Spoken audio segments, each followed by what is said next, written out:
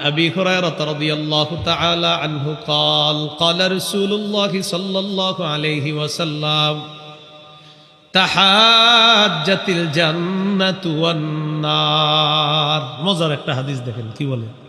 নবীজি বলেন জান্নাত আর জাহান্নাম ঝগড়া লাগছে কে কে ঝগড়া লাগছে ঝগড়া লাগছে فقالت النار ঝগড়ার এক পর্যায়ে জাহান্নাম বলে ও জান্নাত উসিরতু বিল মুতাকাব্বিরিন ওয়াল মুতাজাব্বিরিন জাহান্নাম গর্ব করে বলে ও জান্নাত আমার মাঝে অহংকারী আর প্রতাপশালী যারা তাদেরকে আমার মাঝে রাখা হয়েছে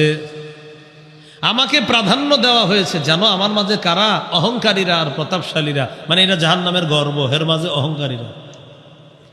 জাহান্নামের মাঝে অহংকারী প্রতাপশালী জালেম রাজা বাদশা সব আমার মাঝে আমাকে প্রাধান্য দেওয়া হয়েছে এটা আমার গর্ব জাহান্নাম জান্নাতকে গর্ব করে করে বলতেছে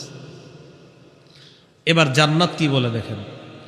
ওয়াকালাতিল জান্নাহ ইন্নাহু লা ইয়াদখুলুনি ইল্লা দুআফাউন নাস ওয়া সাকাতুহুম জাহান্নাম আমার মাঝে যারা প্রবেশ করছে বেশিরভাগ নিরীহ দুর্বল অসহায় খাঁটি মুসলিম যারা তারা আমার মাঝে প্রবেশ করছে তো জান্নাতীরা বলবে খুব বিনয়ের সাথে কেন যে আমার মাঝে সব নিরীহ